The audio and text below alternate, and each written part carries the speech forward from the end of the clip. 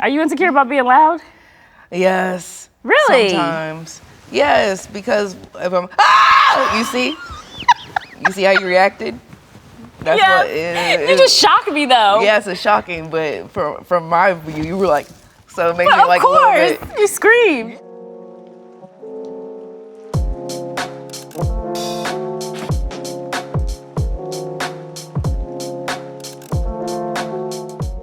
Can Quenlin Blackwell transcend being an internet personality? Quenlin Blackwell, the now 24-year-old who grew up in Dallas, Texas, is part of a steadily rising cohort of online personalities who didn't have to move to Hollywood, audition for the Disney Channel, or rely on mainstream media's opinion to gain fame and success. Instead, they garnered millions of views and followers on social platforms like YouTube, Vine, Twitch, and Twitter, now X, from the comforts of their own environment. Blackwell has been online since she was 8 years old, mostly posting short, funny-ass videos that show her knack for comedic timing, acting, and an innate understanding of what resonates with people on the internet. She started out on Facebook before moving to Vine, a mobile app that launched in 2013, where users could post short, 6-second videos. Quenlin, whose username was cont'd, was a tween on the app, posting random but highly entertaining, cartoonish videos. That's where she gained most of her popularity. Once Vine shut down in 2017, RIP, she moved over to other social platforms like X, YouTube, Instagram, and eventually TikTok, garnering even more viral moments, memes,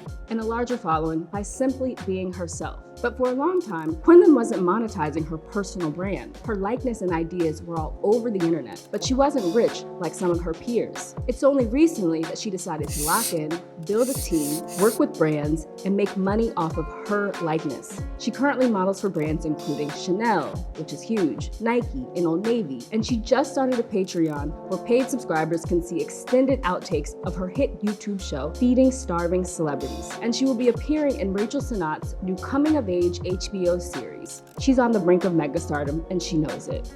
Today, we are going to talk about her unique editing process, if she's concerned with becoming less relatable as she gets more famous, and why celebrities want to be her friend. Then we will get into whether or not her online persona is actually real, her controversial take on streaming, and her new endeavors like acting and building a fashion brand. My name is Aria Hughes, and I am here to celebrate the relaunch of ESPN's app, and I am asking Quenlin Blackwell to please explain. Hi, Quinn. Hi. Welcome. How are you? Good. How are you feeling?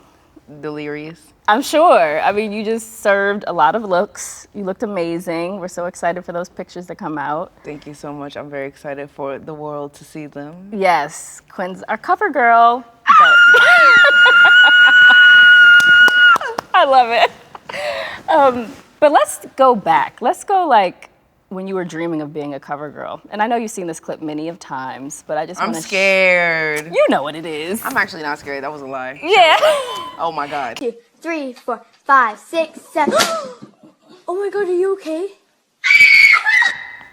Okay, I want to know what like intuition told you I should post this.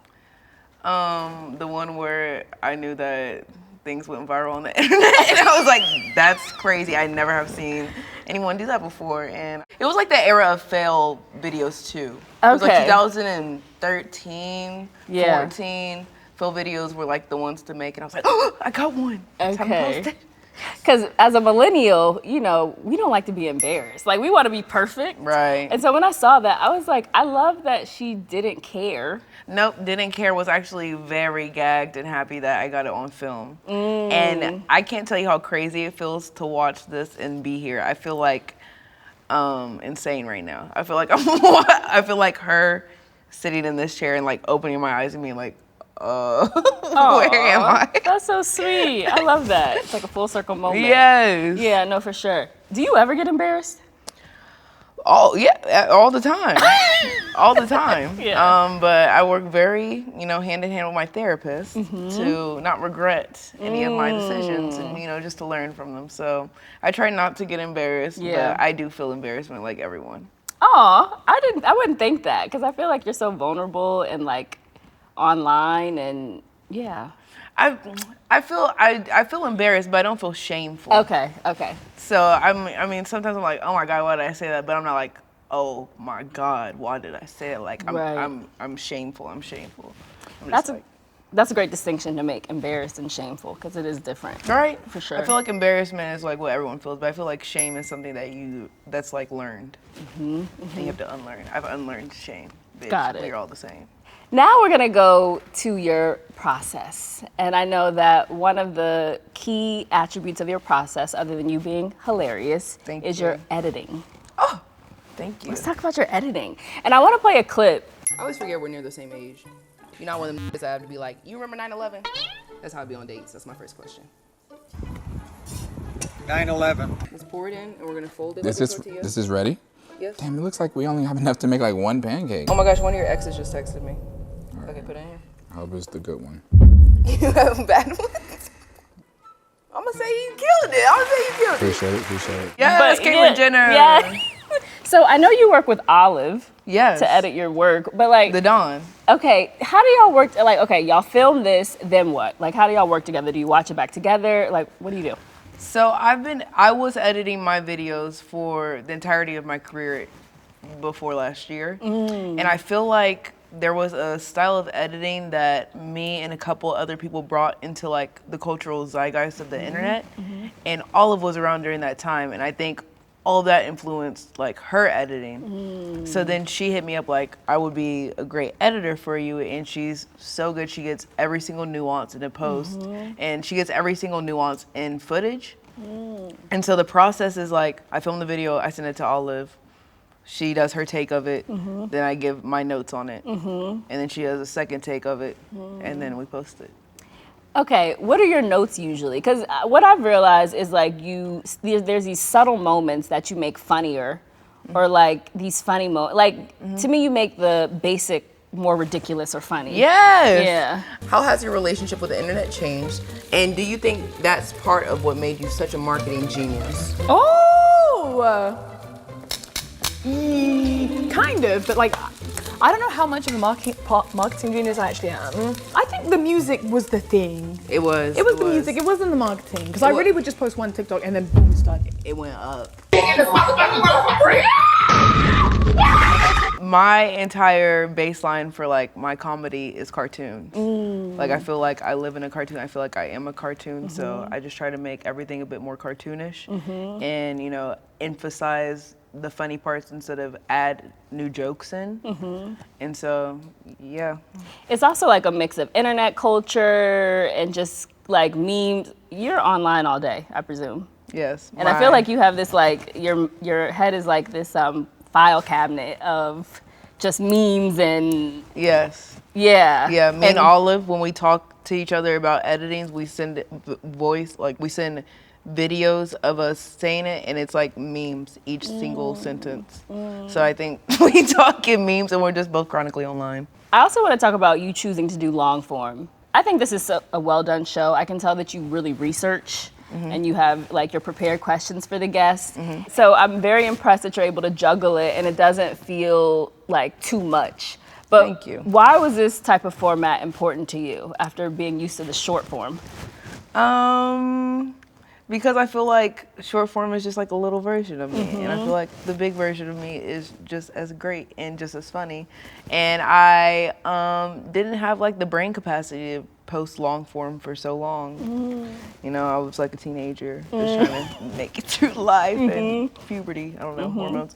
And I just locked in. I just became an adult and I'm like, now I have like the calm to do what I've always wanted to do. And I have the means to, you know, build a team that helps me with all of my work now, which makes it easier to do. And so that's what makes me want to do long form now. I have always looked at other YouTubers like, how do they post all the time and, you know, I just locked in. Yeah. I just locked in. I wasn't locked in, and then I locked in, and now we have greatness. So y'all lock in. We're gonna talk about you locking in later on and Okay. just kind of like what spurred that. But who inspired Poverty. your, Nothing.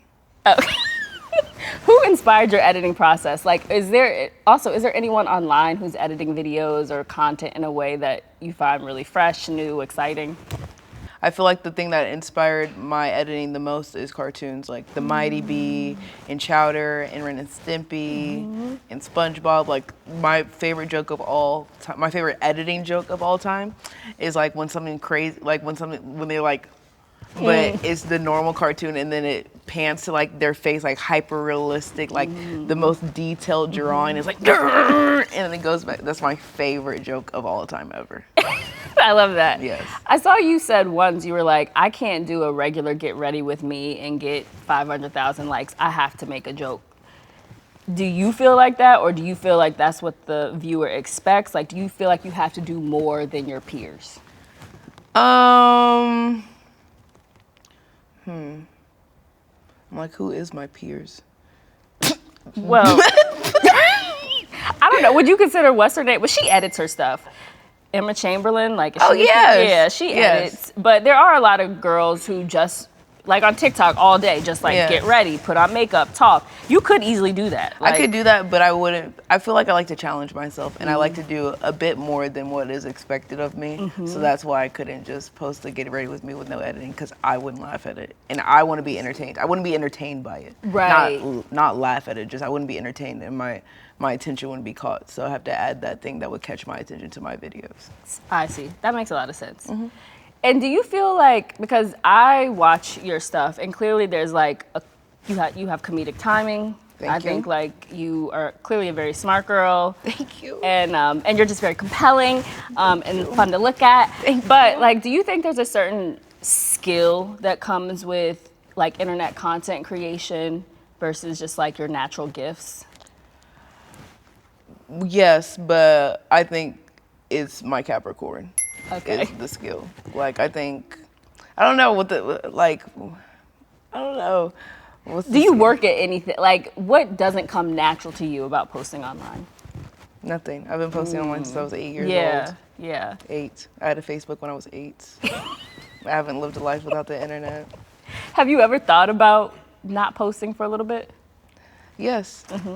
I would probably do it when I have a child. I would probably do it probably just when I have a child, because they can't really consent to it. Right. So, I mean, other than that, I've been posting on the internet since I was 8. I've had a camera in my face for my entire life. My parents took like, growing up videos and stuff, so I don't see it as something outside of my reality or something separate. Is that good or bad? Oh, it's the most brain fried thing of all time, but it's the life that I was given. Yeah, and it's worked for you very well. I love it. Yeah, I love a camera. for sure. Do you pay attention to what performs, and like are you looking at your numbers saying like, okay, this content didn't perform, so I'm gonna pivot and shift to this? Maybe in the beginning, but now I feel like it's just like innate. Yeah. So I kind of already know what's gonna perform, and that's what I do. Okay. I don't know. Do I think about what's gonna perform? I'm like, it's like asking a show writer, like, do you think about what is going to captivate someone? It's like, yeah, that's what I take into account when I'm writing the show. So yes, I know what's gonna perform, just something that's entertaining. So I try to make the most entertaining thing when I film. Okay. Are you conscientious of like because I remember when you had, what's his name on, Duke Dennis, you were like, do you feel like you're making the youth smarter or dumb with his content? And obviously you have a lot of influence, and there's a lot of young people who are watching your things. And to me, I do feel like you feel a certain level of responsibility. Like I see you had that like stop vaping campaign. I can't tell you how better my life got when I quit vaping and committed myself to being the best version of me, truly. And I also like how you treat or talk about men on your channel in a way that's very like, either you're with it or you're not. Like either you're treating me well or you're not, goodbye. Yes, you need to study them. Yes. So how do you think about that and like young people watching your stuff? Yes. Do I think that I have a platform? Yes. And I feel like we live in a culture of like internet meaninglessness, and we used to have like talk shows that had people who did something and you know offered something to society, you know, being interviewed, and then now it's like the gummy bear eater is now on the show, and it's like, what does this person have to say? So I like to have, you know, a point of view at least. I mean, like, if all I'm gonna do is fart on, you know, my side count on TikTok, I might as well have something to say after it. So I try to. Yeah. And so yes, sure. I do value having a perspective and sharing it to people, because I feel like a lot of the people I watched growing up didn't have one, and that's what, you know, influenced the current landscape we have. And you know, I want to kind of be the change to that, of just not being like internet brain rot only. I mean, I would like to be 80% brain rot, because I feel like that's what entertainment should be. It should be an escape for people who, you know, have to live in, you know, painful reality. So I do want to be like cha-cha-cha, but also like after the cha-cha-cha, like I want to say a sentence that matters. No, yeah, I think that's like a part of your appeal. Thanks. Yeah, it's just kind of like an authenticity, and also having something to say. Like knowing that you have a brain and you think. Yes, yes, I'm a brain and I think I have something to say. And I have to say, beware of the men. They've gotten me so many times. They've gotten me in their grasp. I want to talk about, because that's what one of my favorite posts from you recently is when you're in the bathroom and you're calling men vampires, energy suckers. They are. Sorry, I heard some of y'all didn't get the memo, so I'm here to just, you know, reiterate it. These are narcissists! Run! Run for your life! They're trying to take your light! It's fuel! They're vampires! You don't have to say what propelled that, but why was it important for you to post something like that? Like, I know you said before that things can happen a year ago and then you'll post or whatever about it later. Yeah, where were you at when you, because I felt that. Yes, I just escaped the grasp of a narcissist. Okay. I came face to face with like a real deal narcissist. Okay. Like, I used to think, oh, I'm a narcissist. Like, all my friends are narcissists. We like ourselves.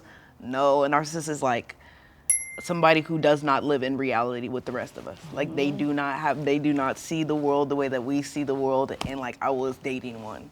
I wasn't dating one, I was keen with one.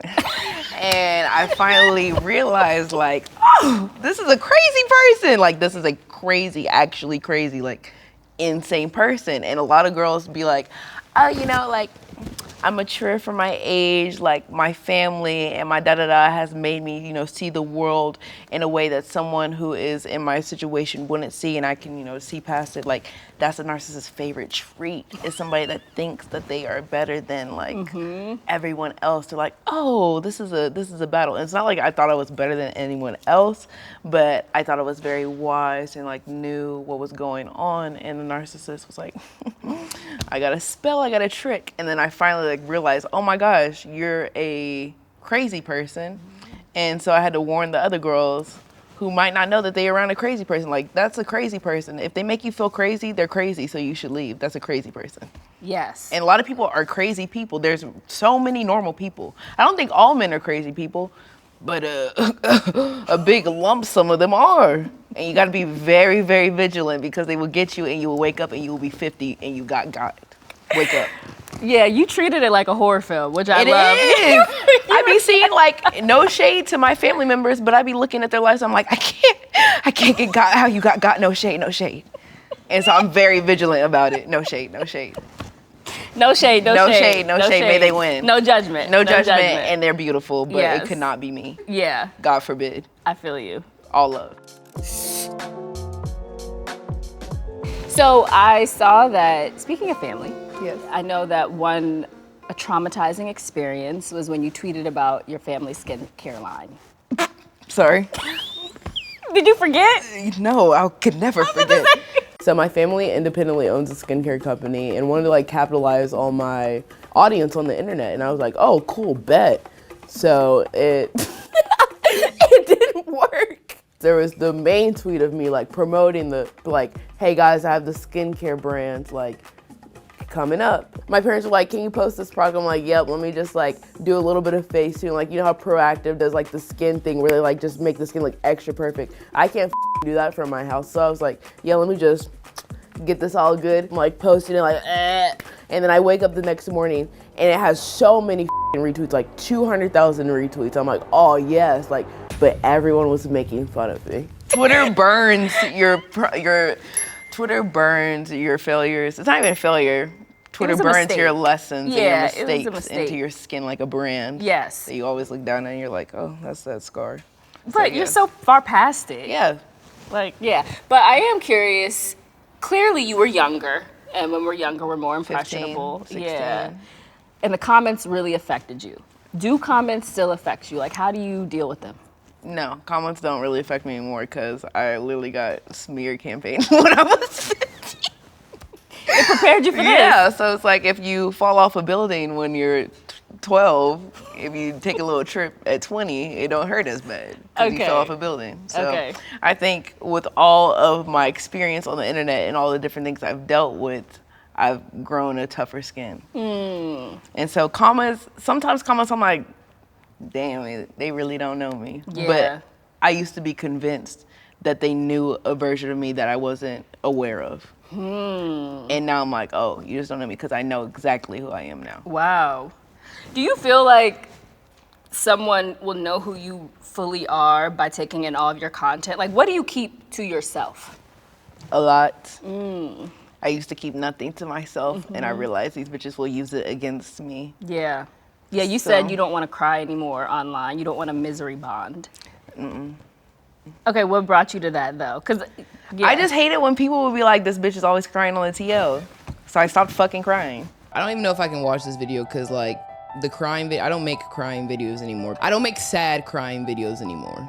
Like if I'm crying, I'll make a joke with the tear, but I'm not fucking trying to like misery bond with the internet. Do you want to cry online? Yes. Then you should. No, because they make me feel separate. I want to feel apart. Oh, wow. I do cry on the internet, but I don't cry for the reasons I like if I'm crying, then I'll be like, what's a funny version of this? Instead of being like, I just can't pay rent. Like I'm not doing that. I will say, I hate these niggas. You know? Yes. Reframe it. Right. With something that's true, but not too much. Millennials grew up with the internet, but Gen Z grew up literally on the internet, utilizing video platforms like YouTube, Vine, Snapchat, Twitch, and Musical.ly, which eventually merged with TikTok, to post videos of themselves doing all sorts of things that sometimes receive more views than primetime network television series. It's helped democratize access to fame and stardom, allowing creators to circumvent gatekeepers at traditional institutions, but it's come with a few drawbacks and inequities. For one, being a child actor or performer in a controlled environment incites criticism and pressure, but being yourself and filming, then posting most of your life online as you are going through puberty creates a whole other parasocial paradigm that can feel unnatural, isolating, and scary. It's why Emma Chamberlain, an influencer who started posting vlogs on YouTube when she was 16, has been open about her anxiety and addiction around creating content for the internet, and she took a break from vlogging. There's also the hurdle of transcending past internet fame and into mainstream success, when for one, there's no blueprint for this new trajectory, and secondly, people can tend to look down on influencers/content creators. There's this idea that maybe they have no talent or had to put in less work since they didn't take the traditional path to success. Not everyone can evolve past their internet stardom, but creators are breaking through. Whether that's someone like Chamberlain, who is one of the first YouTubers to form official partnerships with fashion brands, or Mr. Beast, who showed up in a Mariah Carey music video randomly, or Addison Rae, who is being taken seriously as an emerging pop star, or the AMP Group and Kai Cenat, who is producing content in a way that rivals big budget studios with superstars like Kevin Hart and Kim Kardashian. Did you bring food with you? No, I did not, because you said we're going to Kai's to eat. I told you, it's a Thanksgiving. I'm Kevin Hart. I'm not bringing shit. I'm coming to fucking eat for free. Everybody prepares a dish. But jumping that hurdle becomes even more difficult for Black and brown female creators and influencers who push the needle on culture, being the face of often used memes, coming up with slang and dances which are often copied by other creators who then get the endorsement deals over them. It took Quenlin a while to understand that she should be monetizing her likeness or that it was even a thing, but now she has a full team, she signed to the agency CAA, and she's quite booked and busy, treating her internet exploits like it's a job. She's also being thoughtful about what she sells and promotes to her followers and how she wants to monetize. Unbeknownst to her, she's helping create a lane or proof of concept for other young Black female creators who gain popularity on the internet but want to do more than chase virality. In our next segment, we are going to talk about her endless pursuit of self-improvement, why she's insecure about being loud, and who she's an actual fan of. Then we will close things out with how acting is different from being on social media and what she wants to achieve with her fashion brand, Rikera. You also, and obviously y'all are in very different age ranges, but I always, whenever I hear Nene Leakes, Yes! Her face is all over the internet. Her, Yes. snippets are, she's an icon, She's mother. You get nothing else from me today. Goodbye. But I can tell she's annoyed because she's not getting anything off of these memes. And she says it, she's like, I'm not getting paid a thing off of all these memes.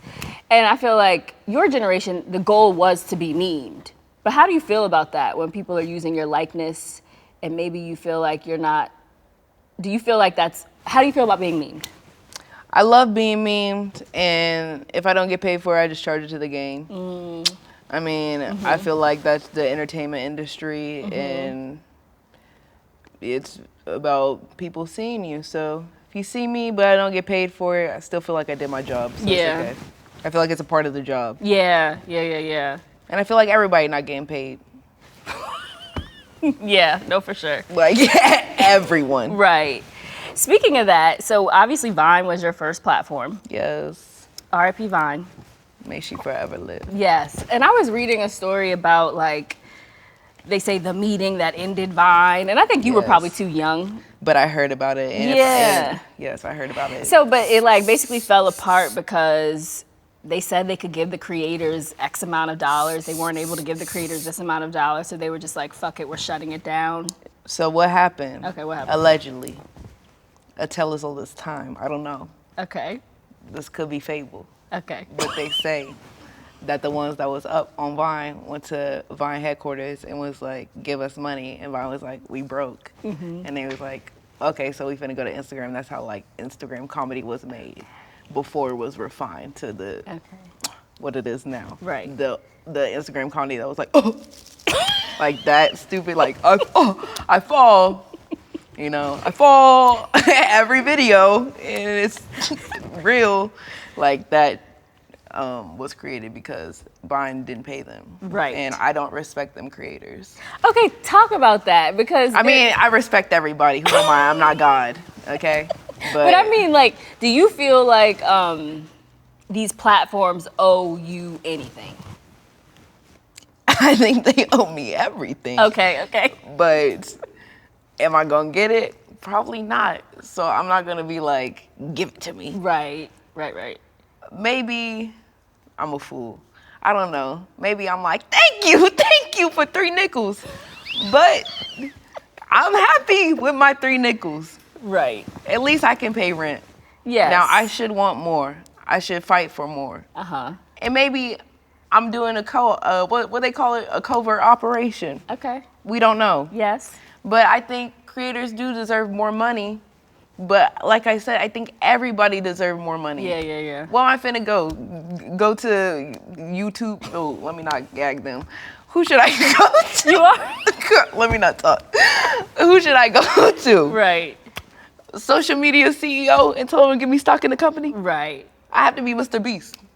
And I'm not, and I want a life. Okay. I think you can ask for as much as you give. Yes. Mr. Beast bleed for that shit. So I give Mr. Beast the stock. Me, personally, I like to have secrets. Yes. I like to have a life. I like to have, a humanity to me. Not saying Mr. Beast isn't human. Shout out Jimmy. Yes. We love Mr. Beast. I don't know. I'm scared. We don't have to talk about him. Mr. Beast can come through the ceiling and kill me. We love Mr. Beast over at Complex and all of that. Okay, so we love him. Mr. Beast, love you, sister. Feast of balls. But, okay, speaking of that, he does a lot of stunts. Yes. Crazy ass stunts. And I saw you say once, the only difference between, acting and what you do on social is that there is a script. And I'm sure are you performing on social? Ooh. I think I'm performing every day when I wake up. Okay. I think my life is. I think being a human is a performance. Yes. I am not like being like, okay, so I'm going to fake this and say that it's real. Because social media was not meant to do that and be that. And I have acted now. And acting is really, really actually performing. And I feel like internet is just playing up reality. Got it. Because, like, okay, were you performing when Duke Dennis was on the show? Will you pay my rent this month? Hell nah. I thought you would do it. I thought you like to care and help and support women. But you remember what I was saying? I was saying like time. So you could eventually pay my rent. If we was together. The chemistry felt real, but do you feel like you were performing? I should have never done it. Why you say that? Because it was highly entertaining. I know. You know, I can't escape him. I'm kidding. He's just an example. Was I playing it up? I like niggas. Well, Okay. let me say PR. You can say it. I like fine shit. Okay. I'm sorry, he Okay. fine. Yeah. But do I want Duke Dennis? Well, yeah, you said you're not really into people on the internet or in the No, entertainment I like industry. secret trade. Okay.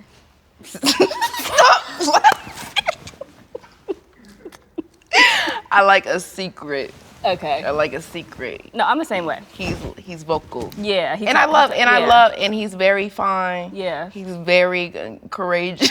He's very charismatic. Courageous. But I like my ones to nobody even, you don't even see he's a wisp. Oh, so you don't want to be an internet power couple with anybody? Because when we break up, I'm finna go broke.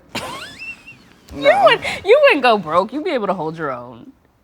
I mean, I'm not gonna go broke, but the money is gonna go down, and I don't want my relationship and that to be a factor in my livelihood. Right. Speaking of them, how do you feel about Twitch? I know you do it sometimes. Is it something that you want to do more? Let me see how to make this nice. I think I have always said the biggest influencer will be somebody who gives their life to the internet. And that's what streaming is. And I respect it down. I think they are the Don Julios of internet creators. Would I ever do it again? No, because it gives a sort of digital slavery vibe to me. And I don't want to be a slave. Wait. That's crazy. Wait. I mean, that's a... Well, have you been watching Streamer University? The social experiment, guys, that's running on society. Yes, I've been watching Streamer University. I was very sad that me and Larry didn't get called from Kaisenat. Truly? But also we didn't. Was I sad actually? No, you want to be a part of it? Metaphorically. Okay. Realistically, I would have lost my mind in there. I would have felt like in a jail. I would have felt like I was in a jail cell, like a caged animal. Okay. It was like a human petting zoo. I'm kidding. I'm talking shit. I'm very happy with. It was entertaining. It was entertaining. It was smart. A very smart concept. Kaisenat is a genius. Genius. I love the keys. This is the key to everybody's dorm. Anything Kaisenat does, I bow down. Yeah. Same with speed. Yep. I love speed. And I love Kaisenat. Yeah. And if they would have asked me to be in Streamer University, I would have went. You would have went? I They would've probably went. thought you did want to go. I didn't apply. Did you apply? Oh, you didn't even apply. I didn't apply. Okay. I thought I could have like got nepotism then. Okay. Yeah, But Duke should have looked out. Yeah, I see internet nepotism don't matter to Kaisenat, which I respect. Okay. And I will apply next time. Yes. I sent him a text. I sent him a text with the Streamer University when he was going through the list of people that he accepted into it. I said, and me too, and he never responded. Oh. So okay, but we're gonna get you on a cooking show, brother. Oh yeah, that would be fun. Yes, Kai, can you come on cooking show? Who else you want on the cooking show? Who else I want on the cooking show? I want Doechii on the cooking show. I want Doja Cat on the cooking show. I want Michael B. Jordan on the cooking show. I love that. That would be cute. That would be fun, right? I want Tyler Creator on cooking show. I want I want everybody on Cooking Yeah. Show. I would love to see all those people on the cooking show. That'd be fun. That would be really fun. How do y'all, because it's like, y'all do a lot, like I just watched the Kali Uchis one, which was really cute, and it's like, Thank you. how do you come up with, because it's not, obviously you're cooking, you're interviewing, and then y'all did that cute little pedestal moment where it was spinning. Edit for me. Right, like how do you think about what to do for each guest? I sit down in a room with my Dark Knights and we plot. It works. Thank it's you. like, it's, I feel like y'all got a group of Dark Knights here. for sure. Yeah. For sure. I do it how you do it. Yes, thank you. You're funny. No, you do it on a different level, but yes. Gag it. And then I also want to talk about, you were, like, I know you know the term parasocial, and you were talking about how you don't want to cry anymore online because people use it against you. Do you think your fans, because I think about this, because y'all give a lot.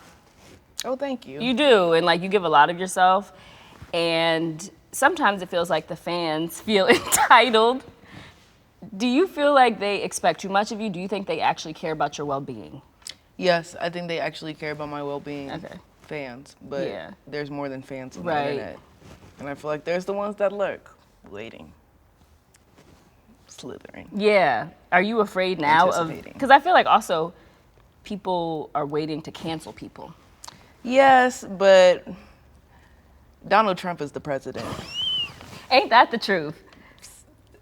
And not saying kudos to him. Yeah, no, but it just talks about how no one can ever really be canceled. I mean, you can go to jail.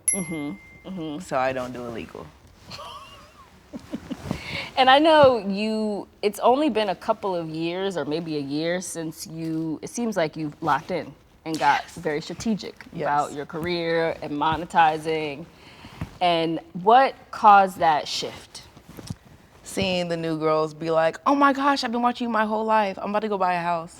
I'm like, a house? With what? My money. I'm like, y'all getting money? So then I tried to figure out, I said, let me try to get a couple nickels. And, I just, started waking up every day and being like, this is a job. And I treat my internet like a job now. Okay. Does that change the process? Does it make it less enjoyable? No.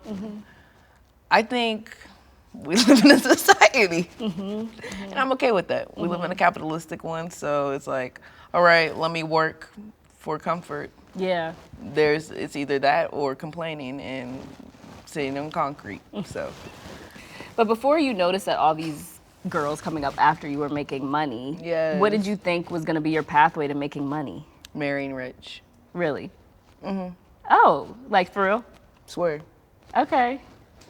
I don't know why I didn't expect that. Okay. Marrying rich, being a superstar, but let me be for real. I never thought money was not going to be abundant in my life. Okay. I never saw me being like, how am I gonna make $1?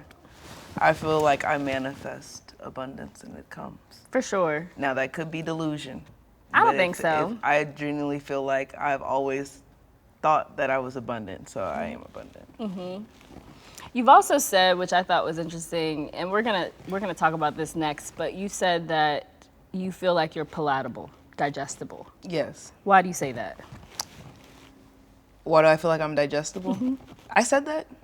Yeah, because you were like, I think a lot of people fuck with me because I'm easy to digest. Oh yeah, because I make a little 1-2 type of joke. I think maybe that's why, and I know that I'm beautiful. Yes. Yeah. So that I'm palatable. Got it. Okay. That makes sense. Yeah. But by his grace, I got beauty in this life. By his grace. Did you always feel like that? No. Ooh, them tween years. But you've always been a very cute girl. I was looking rickety during my tween years. No shade, all love and power to her. But you also grew up around a lot of white people, no? Yes. And I'm sure that impacted your perception of your own beauty. Oh my God, I remember telling this guy I had a crush on him. He's like, oh, I don't like colored girls. I was like, that gagged me. I was like, oh, colored girls. Colored. Well, you grew up in Dallas. I grew up in Dallas. Okay. And I feel like Black people just got to be widely accepted in like 2016. In Dallas. In America. On the internet. Oh, okay. In general. In general. Okay, got it. And before that, it was like, I don't know. It was very odd growing up in a predominantly white place. Mm-hmm. And I had to unlearn a lot of things from that experience. Mm-hmm. And yeah, it was very odd. I literally don't even know. Like when I go back to home, I'm like, glad I got to escape this jail cell. Yeah. That's about it. Yeah. Are you still in contact with anybody from those years? No. Did they reach out to you? No. Really? They was ops. They made me question my worth as a human. Yes. So I had to get the fuck. Right. Well, I think, because I feel like there's going to be a lot of young people watching this who might be in very similar positions. Yeah. Well, how did you get to a place of, other than you feeling like maybe puberty and growing up or whatever, but how did you get to a place of feeling like, I like how I look, I'm beautiful, and a lot of people like how I look? I always had think I was cute. Okay. And my parents have always spoken beauty into me. Mm-hmm. And there was no competition. I know a lot of women are in competition. Their mothers are in competition with them. Yeah. I never had that vibe. Mm-hmm. Your mom's also beautiful. Oh, thank you, Danita. Yeah. Slanita, as Yes. I like to call her, the Slay. But I feel like, I don't know, I was a cute child. My mom called me cute. My sisters called me cute. Even though I did grow up in a predominantly white environment, I'm not gonna lie and say I wasn't getting trade. Okay. And so, I have always been wanted, Yes, which is nice. for sure, yeah. And so I've always felt beautiful. Yeah. And I've always wanted myself, I always used to look in the mirror when I was a tween and be like, just let me get over this hump. And I know it will be beautiful on the other side of the rainbow. And it was. So I've always looked at myself and knew that I was beautiful. Okay, good. I love to hear that. And I always have known I was smart. I know that I have intelligence, which makes me feel triple amount of beautiful. Yes. Because if I was just a pretty face with nothing behind it, then I don't think I would be as confident as I am right now. For sure. And no shade to Of the course girls not. who is just pretty. Of course not. But everybody should aspire to be smart, if you can. I think everybody should aspire to Yeah, be smart. I think so too. I think if we preaching, you should just be cute, like we doing a big harm to society. Yes, yeah. I want to talk about your parents though, because it seems like you were given a lot of freedom to just be yourself. Yes. And I think sometimes, and I think sometimes, just with girls in general, you're told, my parents didn't do this, thank God. But you're told shh, don't make too much noise, da-da-da-da. And I think one of the things that's so powerful about what you do is that you were unapologetically yourself. And very loud. Yes. And when you had Madeline on your cooking show. Yes. You yelled and you were like, I'm sorry for yelling. And you were like, she was like, I love it. And you were like, thank you for liking something I'm insecure about. Sorry, I scared you again. It's okay, I like it. I'm loud. I keep yelling. I like Oh, it. shit! Oh, you like it? Okay. Thanks. Thanks for liking the things that I'm insecure about. Are you insecure about being loud? Yes. Really? Sometimes. Yes, because if I'm, you see how you reacted? That's Yeah. what it You just shocked me though. Yes, it's shocking, but from my view, you were like, so it makes Well, me of a little course, bit. you screamed. Yes, but that's just how I move. That's that's the octave I operate. And so I have been a bit insecure of it sometimes because people, operate at this octave. Yeah. If I could live in a world where people are just screaming all the time and just yelling and just laughing very loudly, I would feel very comfortable. It would feel like this octave. So yes, it's been a bit of an insecure thing. I remember growing up, I would laugh and I would have a very loud laugh. My laugh is people be like, in restaurants, I can't, if I'm on a date and they actually have me weak, it's like a testing moment to see if they're gonna be like, or they gonna laugh Okay. with me. And I just remember being a kid and laughing loud and then being like, Quenlin, can you be quiet? And you know, childhood trauma. Right. And it made me want to be quieter. So when I'm loud now, people are not like, I'm like, oh my God, thank you. Aw, that's Because when I was sweet. a kid, they was gagged. Okay. So you felt good with Madeline accepting it. Yes, that's sweet. I want to talk about fame now. I know you have a lot of famous friends, but does fame scare you? Why not? Cause fame is like, to me, I don't know the word. It's like an idea instead of a reality. Okay. Because I'd be seeing really famous people be normal people, and they're not. Like when I see somebody that's an A-list celebrity, they don't have 100 million people with them. Yes. So it's just like an idea, if that makes sense. Yes, but I also heard you say that you know some people who are uber famous and they're not happy. I do think fame rewires your brain to a certain extent. I think if you get fame as a child, like, Okay. God Okay. have his grace. Yes, because my thing is that you are very relatable and authentic. And I would think that as you get more famous, and I guess there are some famous people who remain grounded and tapped into reality, you know, but as you get more famous and get more, that you might come across as less relatable. Do you think about that? I don't think about it because I think I would go crazy if I did, if I was like thinking of myself from this like third perspective all the time. But I think the way that you you maintain being relatable is just by staying human. I think you lose your relatability by losing your authenticity as a person. And I know that I'm very authentic to myself. Like I know that I am a true person when I look at myself in the mirror. I know that I am kind to people, period. Even if they are unkind to me, if I have some hating ass shit to say, I will bite my tongue even though it might be warranted. If someone is having a bad day and they're serving me, I'm not gonna give them the energy back. I know that my parents raised me well, so I don't think I will lose my authenticity as I, you know, gain notoriety. So I won't lose my relatability because I will be a good person and people see good people as themselves. Yes, that's a great answer. Yeah, because you see like, who Beyonce is relatable. Is Beyonce she? is a billionaire. But Beyonce be like, dang, like, oh my God, that's me. Like Beyonce's me. I know. Because she is authentic. Yes, she is very authentic. But that she's a billionaire. Yeah. I don't know if people find her relatable. I do because I grew up watching Beyonce, so I feel like I know her. You might have to go straight to the airport. I don't have no luggage. I'm rolling. But it's better for you to go home than not have luggage. No, it's not. It's not. Because where y'all coming out there? Well, somebody can send your luggage. But I think it goes back to what you just said, which is like how you're raised. Yeah, how you're raised and how she moves. I feel like I don't relate to people who stuck up.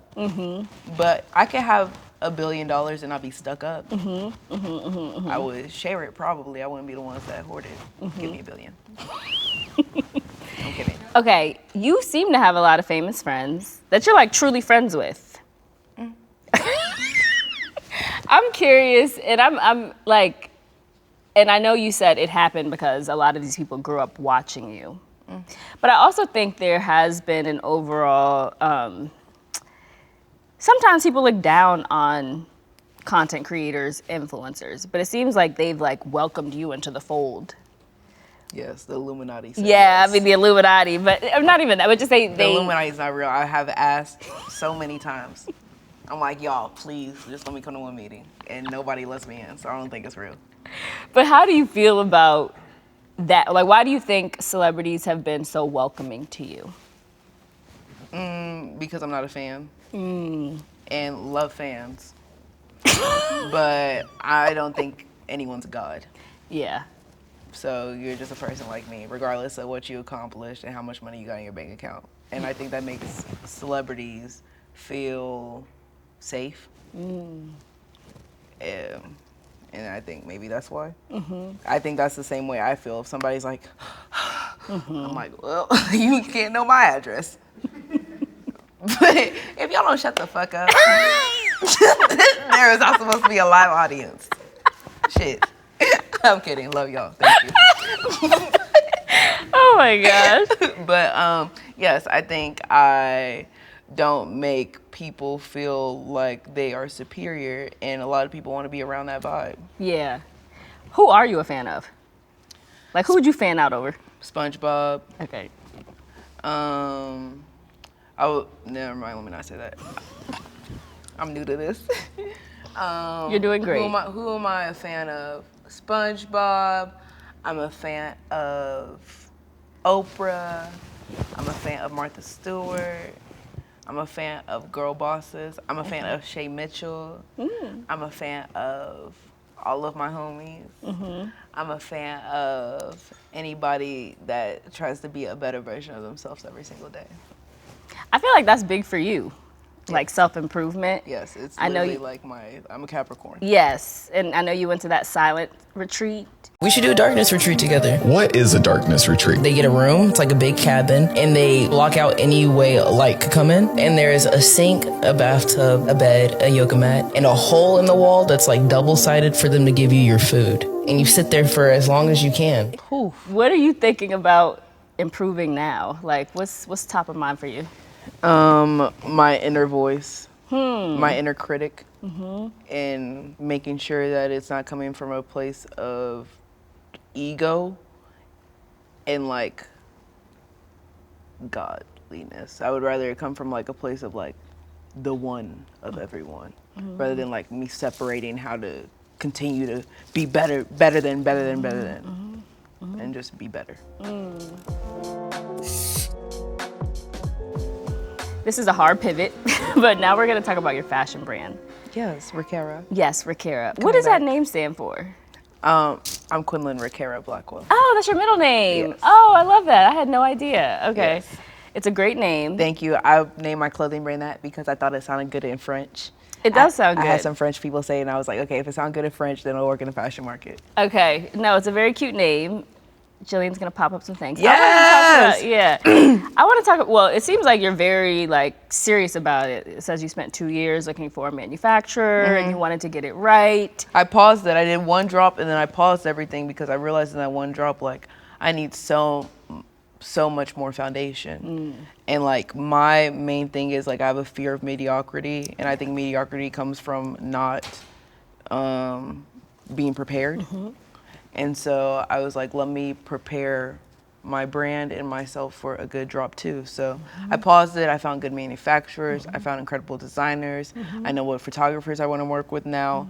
I know how to model myself, and so I know what type of modeling I want done. And I just like went and trained myself to do what I want to do. Got it. And learned. Okay. I want to talk about the graphics because I really Yes. love them. Because it's like you have a woman with an afro. Black and sex. Yes. And then above that, talk about the graphics and what you're trying to get across with this, with your brand. I love like the look of lust. I love the look of blackness. I love the look of like, I don't know, off-center things. I like colors. That minimalistic vibe is not my vibe. So just like what I'm trying to get across is something that I would want to wear. Got it. And I would want to wear this. So Yeah. I made it. And I feel like that's the entire vibe of Rakera. It's just like something that I would see myself and my friends in. For sure. It's very cute. Thank I love the you. graphics. You're gonna gag at drop too. When is it dropping? Probably like November, Okay. December. That's exciting. Yes. Thank you. Speaking of fashion, it's clearly a world that you have been a part of. You know, Yes. you've walked in the Off-White show, and then I saw recently you've had an ad with Chanel. Yes. Which, that's huge. Thank you. And also Nike. So you're getting to a stage where you are working with top brands. Yes. And I think what you said earlier was really smart and true with you have a point of view, which we love.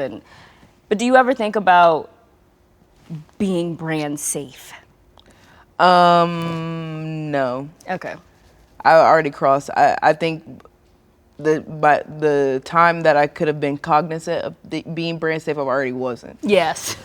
So, I mean, I think it's kind of a gift that I wasn't, you know, trying to be brand safe, because I think Speed isn't brand safe. Yeah. And Speed is the biggest creator in the world. And they just revealed the FIFA World Cup on his channel. One of the biggest soccer fans in the world happens to have over 120 million followers on social media. Here, man. He is Speed. You are, I mean, you had like all this security bringing you in here, man. You are, popular. I think by being authentic, really, really authentic, you can skip over the need to be brand safe.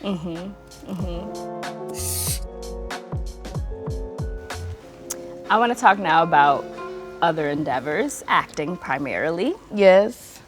So congrats on your role in the new Rachel Sennott HBO series. Thank you. What made you say, and it's what, a coming of age series about a group of friends, right? It's like girls. Okay. What made you say yes to that role? Did you have to audition? I had an audition. Okay. And then they called me back and said, you got it. And I said, okay. Amazing. That's why I said yes. And yeah, I feel like being an internet creator, I think the internet does this like interesting thing where you see natural talent and then you become an influencer. And in the normal world outside the internet, you would see natural talent and then you would develop that talent and you would go into one of these paths as a musician, an actor, an artist. But my talent got picked up when I was a kid. So, you know, I just became an internet person. But I think if I didn't have the internet, I would have been an actor, because I think I have the talent to act. Yes, for sure. And that's what I've been doing on the internet, but I haven't refined it. And so. But you said you took like 3 years of acting courses, right?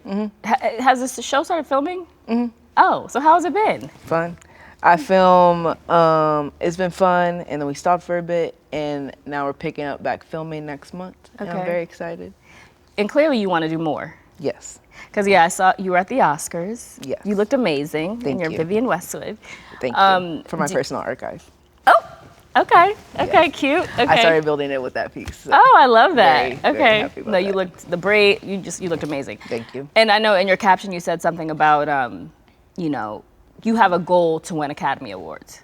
Yes. Is like acting the main thing you want to pursue? Do you feel like if that, because I also read the directors that you like to work with, and these are very fancy, you know, artistic directors. Do you feel like you'd have to sacrifice anything on the content creation side to pursue that? No. Okay. I think my life, I dedicate my life towards the art of creating. And whatever opportunity I get to create, I want to.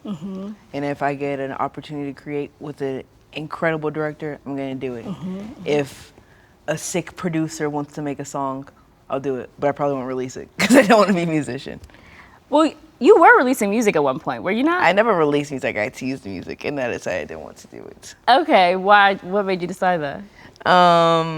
I think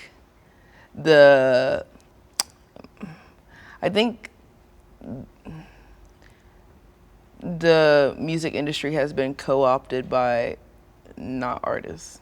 Okay. And so it's like nothing is in favor of the artist at all.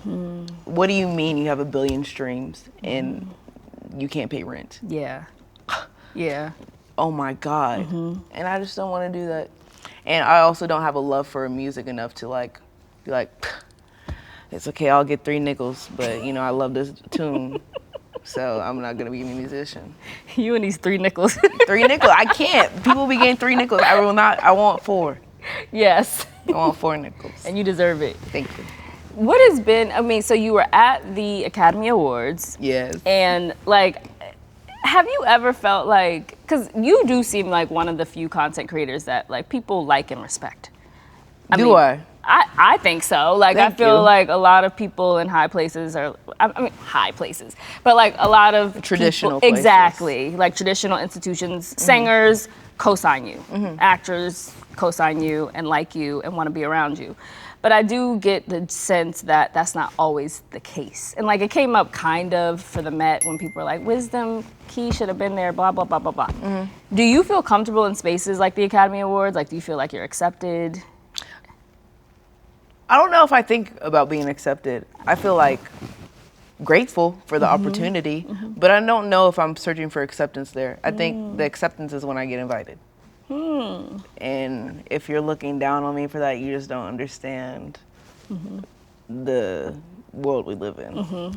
And I mean, if you want me to explain it to you, I will, but I'm not going to if you don't ask. Because Well, what do you mean by that? Like, you know that being accepted by those institutions helps you do more. Yeah, if the Met Gala invites me to the Met Gala, I'm at the Met Gala. I'm sitting at the same table as you. What's the question? I'm here. Hi. My name's Quinn. You know what I mean? Like, what's the acceptance? But I read something once where you were talking about there's a difference between, you were saying how now somebody can go viral and have enough money to buy a house. Yes. Whereas in the past, somebody had to train to be an actor and get rich and buy a house. Yes. There does feel like there's a little bit of self-consciousness about using content creation and influencing, something that comes very natural to people or viral moments, as a means to success. And I feel like, well, you've already said it, you don't like, you want to do more, you want to challenge yourself. Well, I just think anyone can go viral nowadays. So what separates you from everyone if anyone can go viral nowadays? So you gotta have a bit more than just succeeding at the internet Got to it. be great. Okay. But I think you have to be a bit more at any artistic endeavor to be great. Yes. And I am seeking greatness. Yes. I think I can be great if I, pour into myself. So that's what I'm always thinking about ways to pour into myself and way to sharpen, my creative limbs, which I think any good artist is doing. Going to improv classes, reading good books, speaking to people outside of that see the world different than how I see it, and just trying to broaden my horizons in my brain to make better things always. I love that. Thanks. That's inspiring, for sure. And I was going to ask this earlier, but how is it, I mean, you clearly have a very deep understanding of the internet and what does well on the internet. Like you said, you were raised on the internet. What have you seen shift with like what content people want today versus maybe even like 2 years ago? Shift? What's shift about what people want today versus what they want 2 years ago? I think what shifted, I don't know if anything shifted. I don't know. Like, what they say, shifted? sometimes they're like, at Instagram at one point it was all about the polished picture, now it's not, stuff like that. But maybe there has been no. I think it's like cyclical, like everything yeah. is. So it's like, just do what you do and people gonna pick up on it or they not. Like what shifted? Maybe I'm coming from like a privileged point where it's never mattered for me what's shifting. Because I've just been authentic. Yeah. And the authenticity has always just worked. Yeah, the content always hits. Yeah, so I'm not thinking about like what shifted. Maybe more produced stuff. Yeah. Maybe reinvesting. Yes. Has shifted. Maybe. I think so. I don't know. Yeah. I think so because you used to just be able to be like a King Batch and now you gotta be like a Drewski. Yes. And like even you Eric look at Heisenack. Yes, like you look at Kai, his trailers for this stuff. It's like these look like Marvel Movies. films. Yeah. Yeah. So maybe just like the quality. Yeah. More the investment into content. the content, like you were saying. Yeah.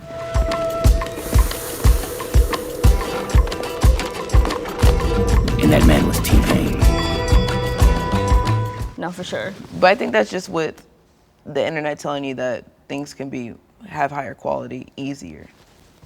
So what do you want to do more of now? What do you want to do less of now? Like what are you thinking about? In career or in life? Let's start with career. Okay, more of in career would be to work with people I respect, work with people I admire, work more.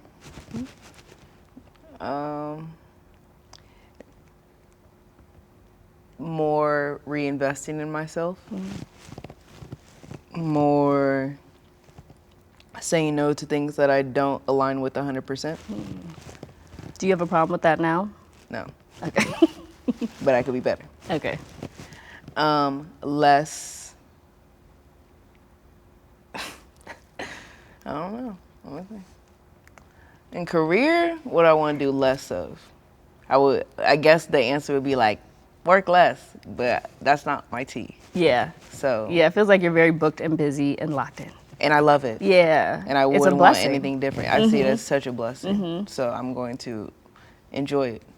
But less of maybe being so self-critical of the things that I do and just being.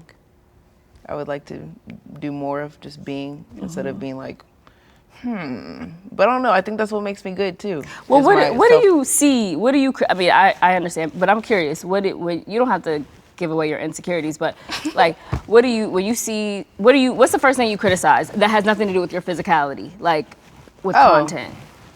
I don't criticize my physicality because they're not gonna get me looking crazy because I'm trying to fix something. But I think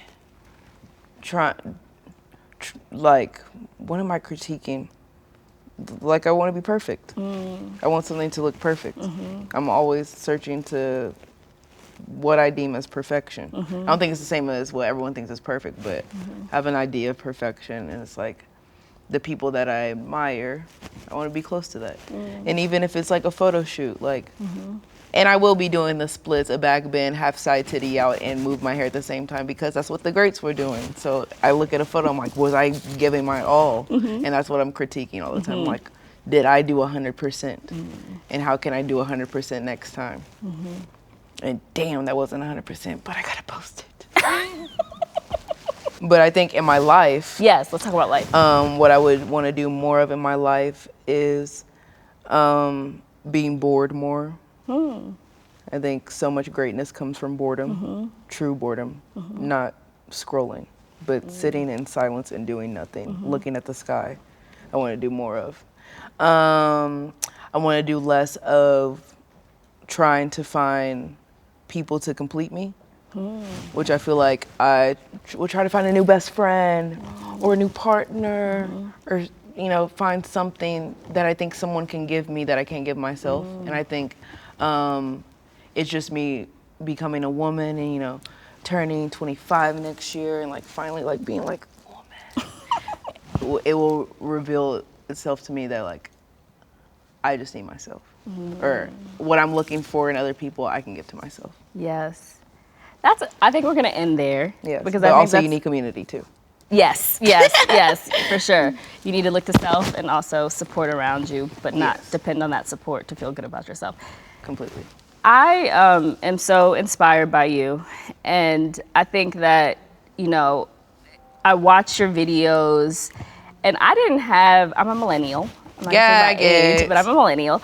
But yeah, I didn't really have like a lot of, I mean, like we had Raven Simone, but she was acting, you know, she was playing a character, and we didn't really have a lot of like young Black women who we could relate to. Like I even love seeing like you're getting your hair braided, you know, TikToks, and it's just like stuff that you see yourself in. And I think it's huge, you know, to have that on the internet and also for it to have such mass adoption and people watch it in a way. And I think you're incredibly talented, incredibly funny, very smart, very driven. And I really can't wait to see how your career materializes, because I can tell you have your eye on the prize. Thank you so much. Yeah. I had such a good interview with you. You were very smart and very inquisitive and very beautiful, and you have such a good light to you. And I could talk to you for hours, so thank you for speaking to me You're today. so sweet. Thank you. And thank you for being a part of the cover, and I'm very excited about that. Thank you for having me. Let's do it again. 3 times. Y'all want another cover? I got 3 of them in me. Okay. 6. Let's go. Another article. A spread. I'm kidding. I would just be happy with this one.